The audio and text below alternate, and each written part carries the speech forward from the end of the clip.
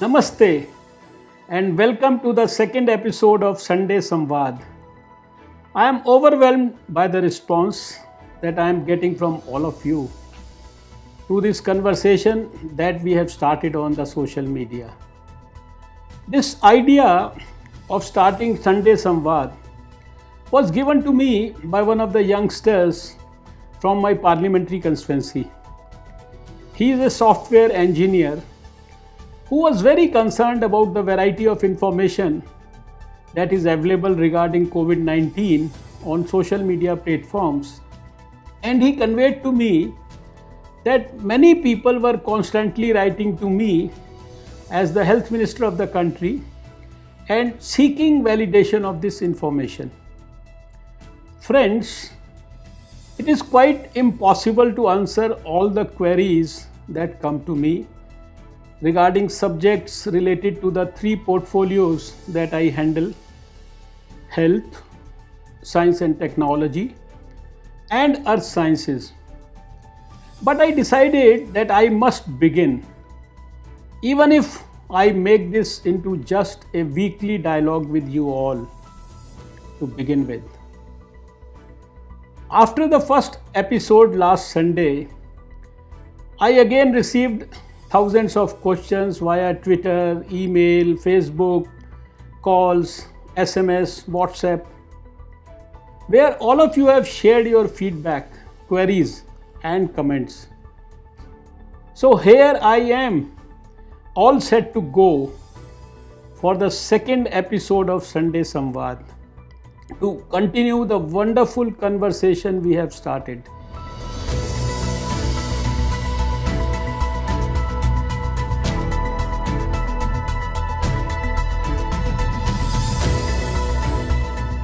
Before I begin this episode, I would like to read out a very heartening tweet by Iqbal Singh Vashisht ji from New Delhi. Manevar, Sadar Pranam. My single girl child, age 18 years, received the first shot of Bharat Biotech vaccine recently. She joined me as a volunteer for human trials. We both are proud to be part of this Mahayagya against COVID. My heart was filled with joy and I had tears in my eyes when I first read this tweet. Iqbal ji's Twitter profile description reads, "Bhartiya hoon, Bhartiya rahunga." Indians like him and his daughter and thousands of other such volunteers are a subject of pride for the entire nation.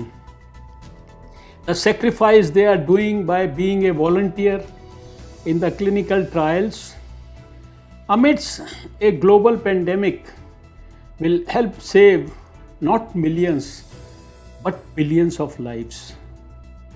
Iqbal ji, his 18-year-old daughter, whose name I wish he had mentioned in the tweet, countless others are the real definition of Bhartiya. And I could not be more proud of serving them as their health minister. I express the gratitude of the nation to you, Iqbal ji, and your lovely child. Many thanks. Now, coming to the questions sent to me by some of you.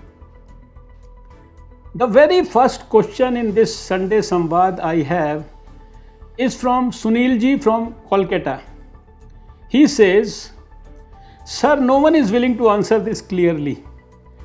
Please tell us if novel coronavirus transmission can actually happen through air."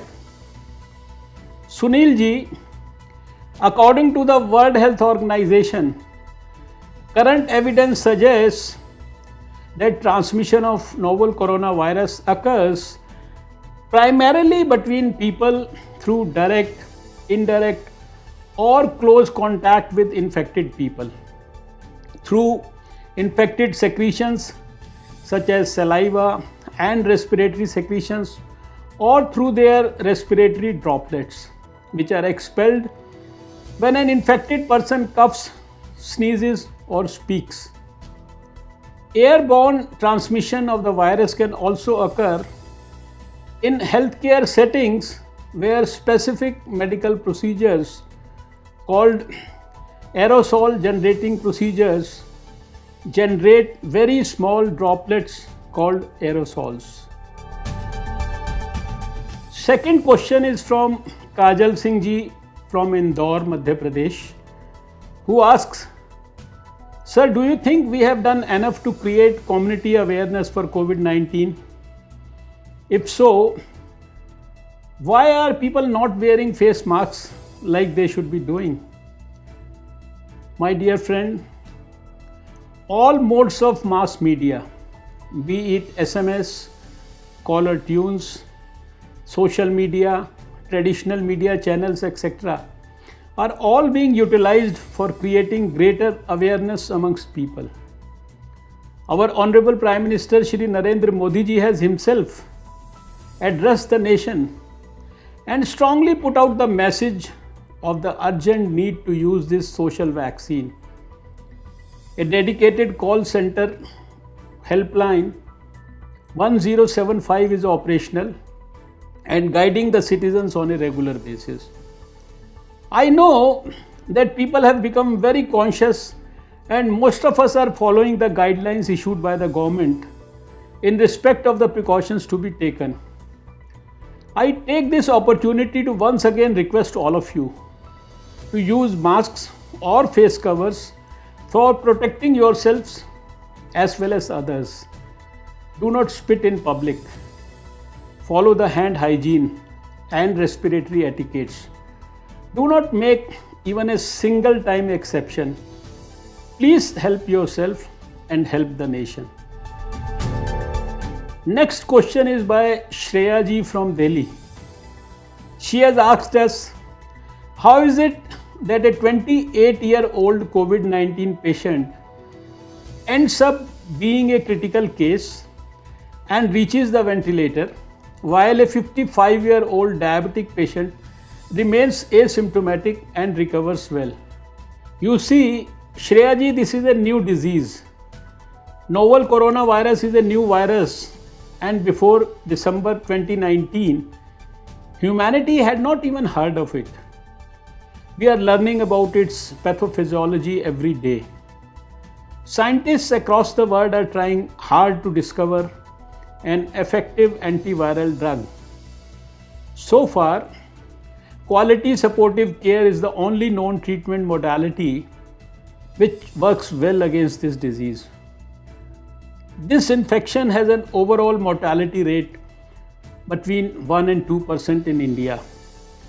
It is true that those with chronic morbidity such as diabetes and those who are above 60 years of age have a higher risk of death due to this infection as against those who do not have any chronic morbidity and who are less than 65 years of age.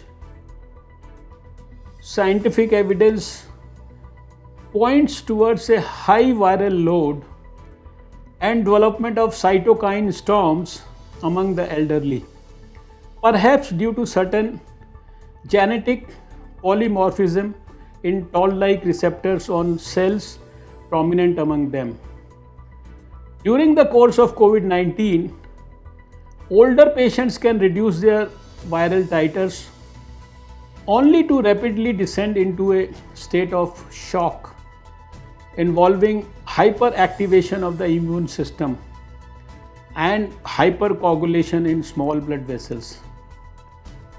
However, this doesn't mean that a younger person cannot die due to COVID-19, though the risk of death is far lower in this case for younger people. Next question I have is from Aditya, who is a huge fan of two eminent Indians, Prime Minister Shri Narendra Modi ji and Bollywood star Akshay Kumar ji. Let me tell you, Aditya, that I too am a big fan of both of them. And Akshay Kumarji's film Kesari is one of the best movies I have seen. His Hera Fairy was a super comedy and I loved watching. Now your question to me is, sir, you played a key role in successfully eradicating a dreaded disease like polio from India.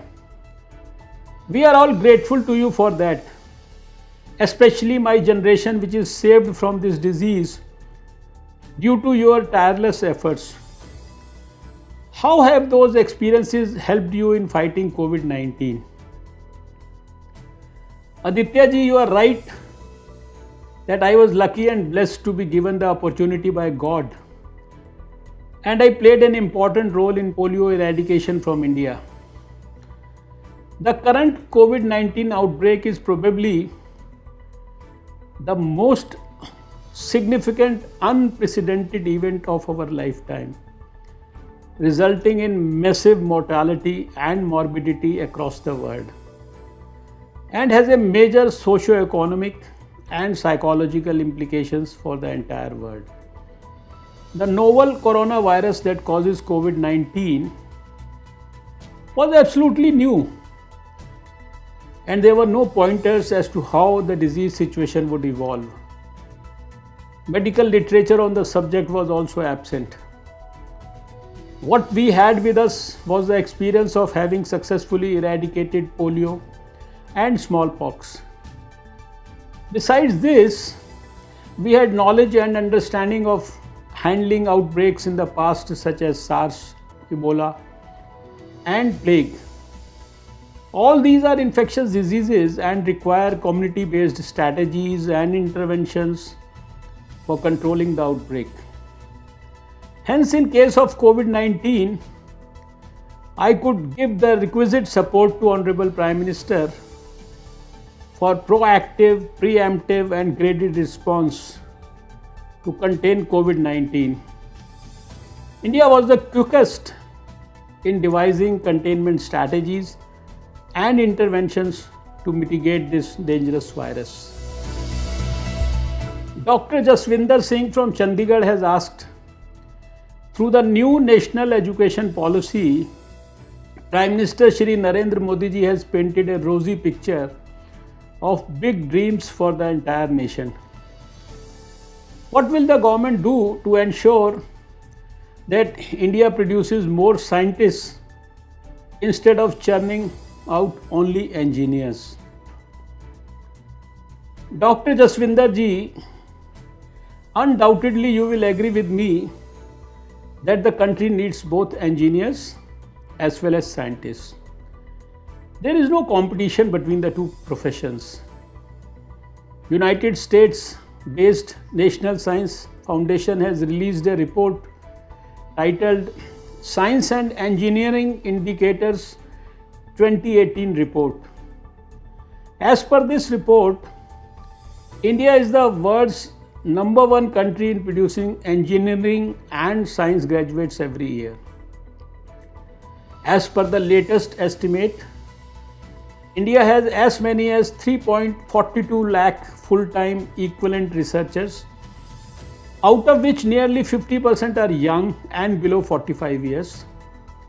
16% are women, nearly 56,000. There has been a 40% increase in the number of researchers during the last 6 years or so. The number of women scientists also got doubled in the previous 6 years. All this is good news. India is now on a historical science, technology, innovation growth path. During the last 6 years, India made rapid progress and ranks third globally in terms of the total number of PhDs awarded annually. As many as 25,000 science and engineering PhDs are produced by India every year, as against 34,000 by China and 39,000 by the US. A few years back, these figures for India were much lower. We are today at number 3 in terms of the total annual number of publications, third position in terms of the number of startups, third position in terms of number of unicorns, and so on. We are the third largest higher education system in the world. Also, India is now formulating a new National Science, Technology and Innovation Policy, which is going to be a path-breaking and forward-looking. It aims at not just promoting science and technology, but bringing science at the center stage and contributing to the country's rapid economic and social development growth. Next question is by Amit Khanna ji from Delhi. He asks, Sir, when are we going to get the saliva-based corona test in India? FDA has stated that not only is it faster, but also more accurate. Amit ji, saliva-based tests are definitely a very convenient option for COVID-19 self-testing. ICMR has validated a few tests, but till now, we have not been able to find a reliable saliva-based test for COVID-19. Companies with tests approved by US FDA have still not approached us. ICMR is actively exploring this test method and shall inform as soon as reliable options are available. Next question is by Vinu ji, who says that senior citizens are a worried lot as they cannot go out and staying at home is making them sick. What should they do? Please advise. Vinu ji, the current COVID-19 outbreak has had a significant impact on everyone's mental health, especially so for the elderly persons who are aware of being at a higher risk. My advice to them is that they should try to use technology to remain in touch with their friends and relatives whom they used to meet earlier. Use the time to explore other interests like art, music, reading, or acquainting themselves with new technology. Undertake activities with family members like cooking or painting together to foster a sense of togetherness. Spend quality time with grandchildren and children and share knowledge of Indian history and traditions with them. Get engaged in watching a movie or any activity they enjoy to relax fully. Our senior citizens are invaluable. They are precious to society and we must care for them. But they themselves also must diligently follow physical distancing as well as other advisories on wearing masks or face covers, washing hands frequently, and following respiratory etiquettes. प्रीति सिंह जी जो रोहतक से हैं, उन्होंने पूछा है कि सुनने में आया था कि ऑक्सफोर्ड वैक्सीन से लोग बीमार पड़ गए।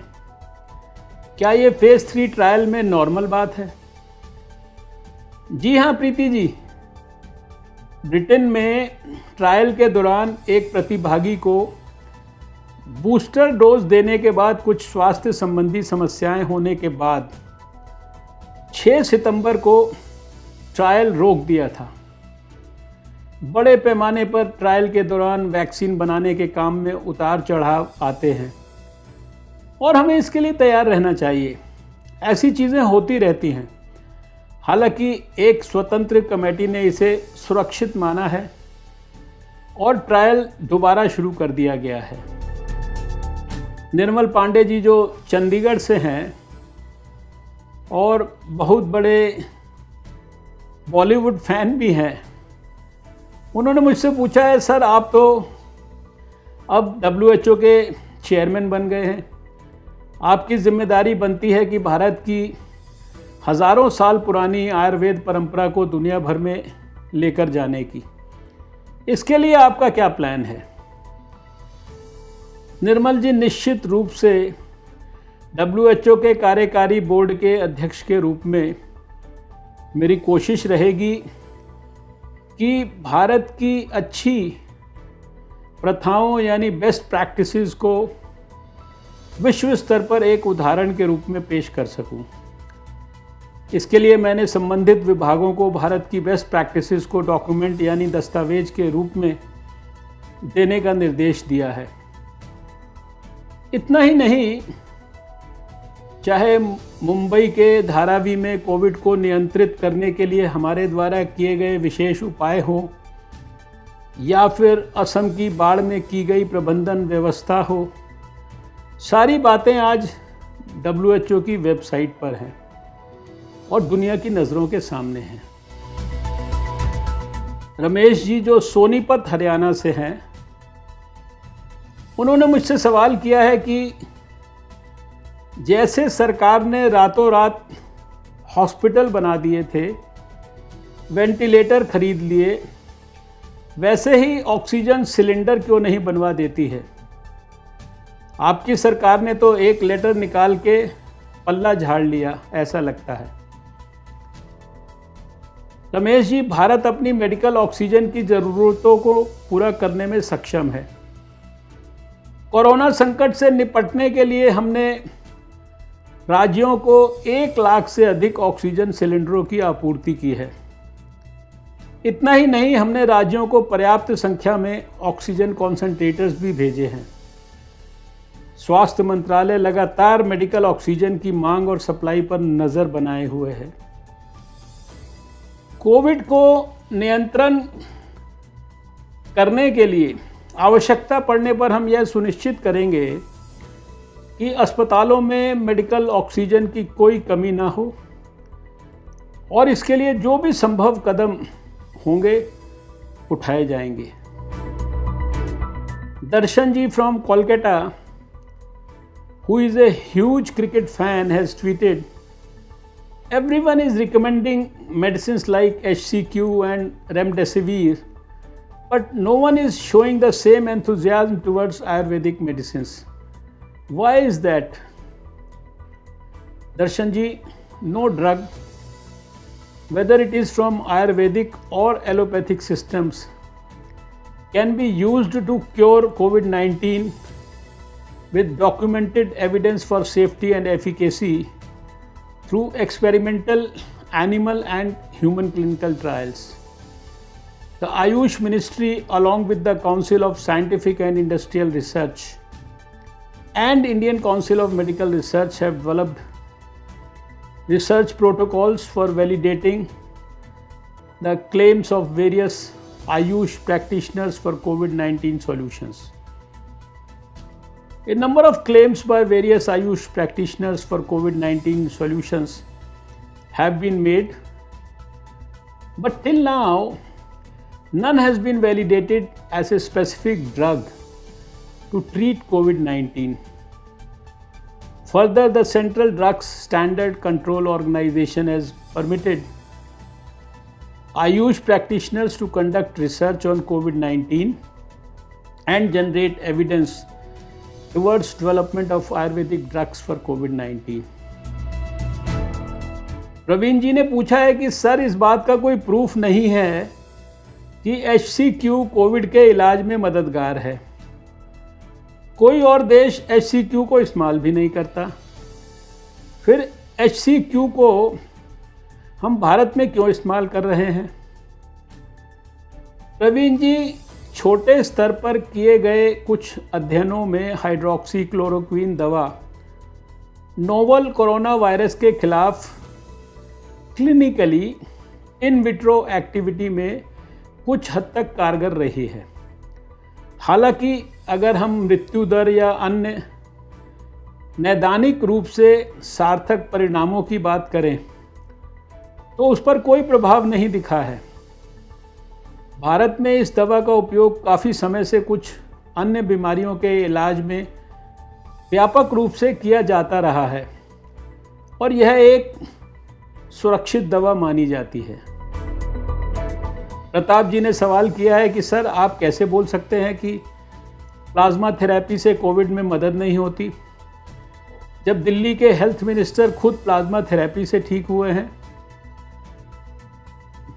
प्रताप जी, प्लाज्मा थेरेपी पर आईसीएमआर द्वारा की गई स्टडी के प्रारंभिक नतीजों से यह पता चला है कि ये कोविड में होने वाली मौतों से बचाने में कम सार्थक है, लेकिन ये स्टडी अभी और भी पहलुओं पर अपने नतीजों का आकलन करेगी और अंतिम नतीजों पर पहुंचेगी। प्लाज्मा थेरेपी हालांकि अभी भी ऑफ लेबल थेरेपी के रूप में मौजूद है। इसे ज़रूरत पड़ने पर डॉक्टर निगरानी में इस्तेमाल किया जा सकता है। Ankita ji has asked a very interesting question.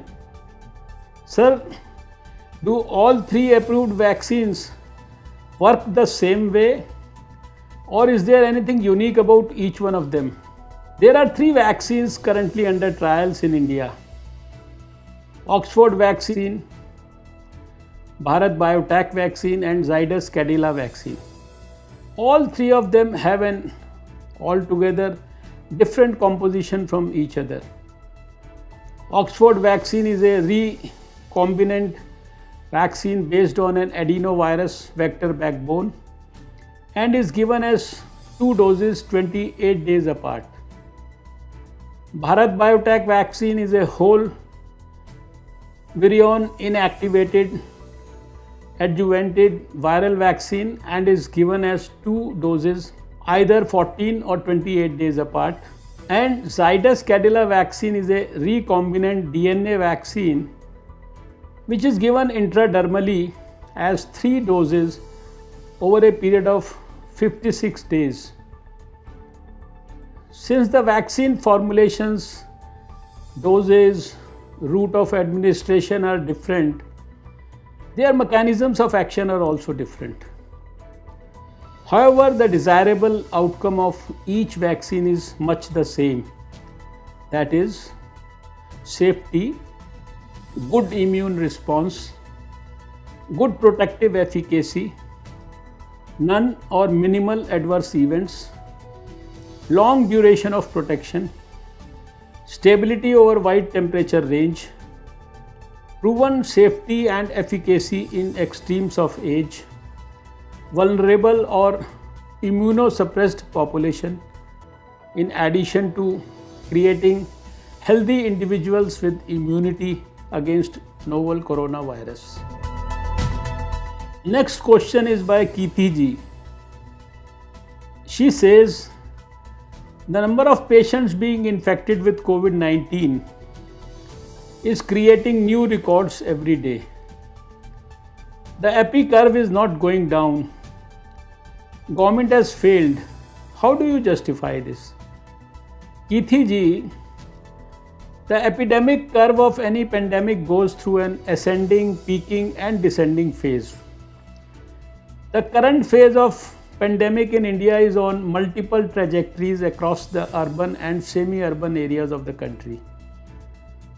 Since the country has a huge population, it is expected that there would be a large number of cases every day.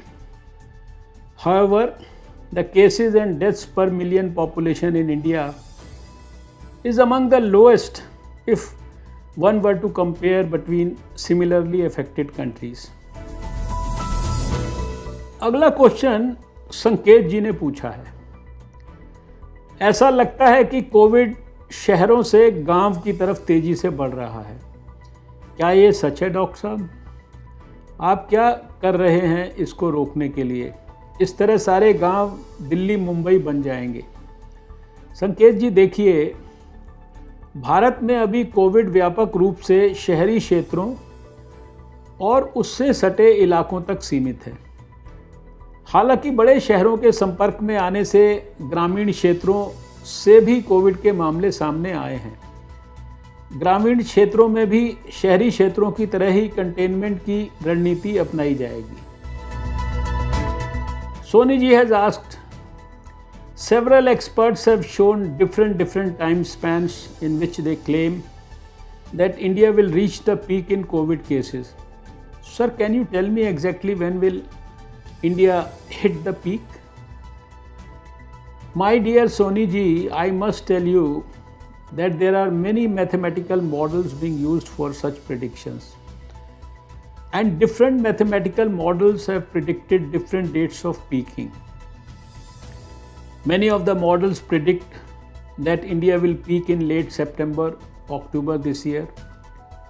However, these are models based on many assumptions, and we have already seen earlier models have failed miserably in their predictions. Karthik ji from Bangalore has asked, Sir, now will you agree that India is in a phase of community transmission? You see, India has reported large outbreaks in certain districts, indicating acute spread of infection there. Different states and districts have different levels of spread of infection. It is, however, to be noted that in view of specific efforts towards containment, only 10 states are currently contributing to 77% of the active cases in the country. Even in these states, the cases are concentrated in a few districts only. Ajay Prajapati ji and several others have asked me this question. The question is, Sir, a high number of deaths have been reported among healthcare workers. What have we done about it? The Ministry of Health and Family Welfare provided guidelines on infection prevention and control practices to the state governments. Training on infection prevention and control was also made available for all categories of healthcare workers on the iGOT platform. States have been supported with N95 masks, PPE kits, and other protective gear in sufficient numbers to protect the frontline health workers from contracting infection. An advisory for managing healthcare workers working in COVID and non-COVID areas of the hospital was issued by the Ministry of Health and Family Welfare on 18th of June 2020. AIIMS Delhi is regularly conducting a series of video conferences with state officers and hospitals to guide them with respect to infection prevention and control and clinical management practices. Now I come to Abhishek ji, who has asked, how many COVID warriors have claimed relief under Pradhan Mantri Garib Kalyan Yojana? A total of 155 families of COVID warriors have claimed relief under the Pradhan Mantri Garib Kalyan Yojana till now. These include 64 doctors, 32 auxiliary nurse midwives and multi-purpose health workers, 14 ASHA workers and 45 other frontline workers who lost their lives. This is an interesting question by Chirag ji. He says, why is the government not following the mitigation plan or herd immunity as suggested by many scientists across the world? Please understand what the mitigation plan means. It means allowing the virus to run through the population in an effort to mount herd immunity in the community. In the absence of definite pharmaceutical interventions such as drugs or vaccines, the only intervention can be to ensure proper use of masks and diligent following of social distancing. If these non-pharmaceutical interventions are not practiced by a high proportion of the population, it may result in a large number of cases and deaths in a short period of time. Countries that planned for mitigation as an intervention in the early part of the pandemic these were UK, Sweden, and USA, have experienced a large number of cases and deaths in the very first phase itself. Further, it would take substantive time for such herd immunity to develop so as to be able to cover about 70% of the population. Hence, our focus primarily is towards putting together a strategy that combines containment and best possible hospital management. Next question is by Yogesh ji, who has raised a query regarding Maharashtra. He says, despite being 8 months into the pandemic, Maharashtra still leads in terms of active cases, total cases, as well as deaths. Why has it not been able to control the pandemic? You see, Maharashtra is the second most populous state of India, and Mumbai is the most populous city in the country, as well as the financial, commercial, and entertainment capital of India. This combination of overcrowding and opportunities has resulted in the state as a whole turning into an epicenter of COVID-19. Maharashtra had to deal with a considerable number of cases right from the beginning of the pandemic. All banks and financial institutions, essential services, etc., also continued working through the pandemic, resulting in a continuous increase in transmission. The spread of the disease has also been non-uniform. Earlier it was Mumbai, now it is Pune which is leading the pandemic in Maharashtra. Next question is by Kiranji, who from his profile seems to be a massive Spider-Man fan. Well, Spider-Man is indeed a great fictional superhero. Kiranji has asked, despite all the COVID-19 clinical protocols, India still has the third highest number of deaths in the world. What are the gaps in the treatment of COVID-19? Kiranji, the treatment protocol has been revised from time to time as per the latest evidence and knowledge about the virus. As a result of our testing protocol, which is devised by the prestigious research institution ICMR, India has managed to maintain one of the lowest case fatality rates in the world. Even compared with the global case fatality rate of 3.2% now, India is just at 1.64%, and even this is continuously on the decline. Mr. Raj has asked, despite having better healthcare capability as compared to Pakistan, Bangladesh, etc., why has India's performance been so dismal during this pandemic? Rajji, if you see the numbers, India is performing tests much more than any other South Asian neighbor. This testing has also helped in detecting cases much more aggressively than has been done in any of the neighboring countries. However, given the size of our country, it is natural that in real numbers, the cases would be much more than those in our neighboring countries. Nisha ji had asked, why has the government failed to contain the spread of COVID-19 cases despite all the preparations that it claims? Nisha ji, it would be wrong to say that.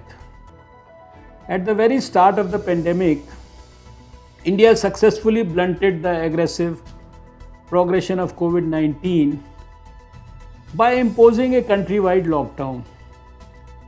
It has been estimated that the decision of imposing a lockdown has indeed helped by slowing down the progress of pandemic in India, preventing 14 to 29 lakh cases and 37 to 78,000 deaths. India has been able to limit its cases and deaths to 3,328 cases per million and 55 deaths per million population respectively, which is one of the lowest in the whole world as compared to similarly affected countries. Our fatality rate as on 17th of September 2020 is 1.63%, which is much lower than the overall global case fatality of approximately 3.2%. All this is attributed to our containment strategies, especially the lockdown decision. This question is posed to me by Abhinav from Haryana. He asks, "Sir, I was told by a doctor friend that coronavirus is mutating. Is this true? How will this affect our chances of finding a cure?" Dear Abhinav ji, as per information available through genetic sequencing of a few thousand strains of SARS-CoV-2 in India, which is available in global database, significant or drastic mutations have not been found till now. This virus is definitely much more stable as compared to influenza viruses, which are the most common respiratory viruses. Further, ICMR is conducting large-scale sequencing of nationally representative strains of SARS-CoV-2 virus collected over the past several months over different time points.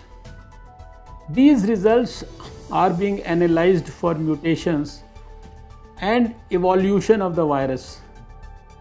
Detailed results will be available in early October.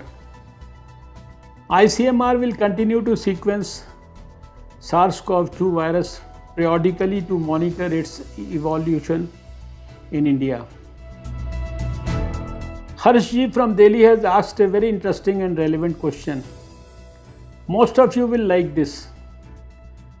Has COVID lockdown really had a major positive impact on the air quality in major cities of India? What is being done so that we do not go back to pre-COVID level? Yes, to every grey cloud there is a silver lining. And so it is in the case of the pandemic. You will be happy to know that the COVID lockdown has created a major impact on the air quality of major cities in India. Due to reduced human activities like transport stopped, factories closed, etc., there was a substantial improvement in air quality in all the major cities of India during the lockdown period. Significant reductions have been noted in particulate matter PM 2.5 and nitrous oxide, which is mainly caused by vehicles. However, after the lockdown, due to increased activities of all kinds, air quality in these cities has once again started deteriorating. However, the Ministry of Environment and Forests and Climate Change is pursuing numerous initiatives to reduce air pollution in major cities. Due to systematic actions by MOEF, air quality level has shown some improvement during the recent 2 to 3 years. Last question of this episode is by Arun Ji, who has asked, in the wake of COVID, what concrete measures have been planned to handle such public health emergencies in the future? My dear Arun Ji, The economic crisis triggered by the coronavirus pandemic in 2020 has given birth to the Atmanirbhar Bharat Abhiyan, which I feel will be one of the major factors that will strengthen the nation to an extent where we will be able to overcome any eventuality, including another pandemic if at all. On May 12, Prime Minister Modi ji announced in his address to the nation an economic package of rupees 20 trillion to tide over the coronavirus crisis under the Atmanirbhar Bharat Abhiyan. He said the economic package would play an important role in making India self-reliant, and that it would benefit laborers, farmers, honest taxpayers, MSMEs and the cottage industry. He said making the country self-reliant was the only way to make the 21st century belong to India. Atmanirbhar Bharat also underlines the commitment of the government for increased investments in public health and other health reforms to prepare India for future pandemics. Major proposal is under consideration at the Expenditure Finance Committee level. The proposal includes components like strengthening surveillance of infectious diseases and outbreak response, including that for points of entry, establishment of dedicated infectious disease management hospital blocks in district hospitals, and the establishment of integrated public health laboratories, etc. That's it, friends. Just before closing, I would like to reiterate what Iqbal ji had said in his tweet, which I read out to you at the start of this episode, and that is a Mahayagya against the novel coronavirus. And it will only be successful when we collaborate and cooperate with each other within the nation and across the globe, amongst nations. The government, under the able guidance and leadership of Shri Narendra Modi ji, is playing its part. The research and medical communities are also playing their part to find a cure. All corona warriors across the world are playing their part, and I request all of you to play your part. Follow the government guidelines, be vigilant, be conscious that we are fighting an unknown disease. We have yet to find a suitable vaccine. I request you to continue to wear a mask when you step out of your homes. Follow social distancing and maintain hand and respiratory hygiene. Take care, and I will see you soon in the next episode. Thank you. Namaskar.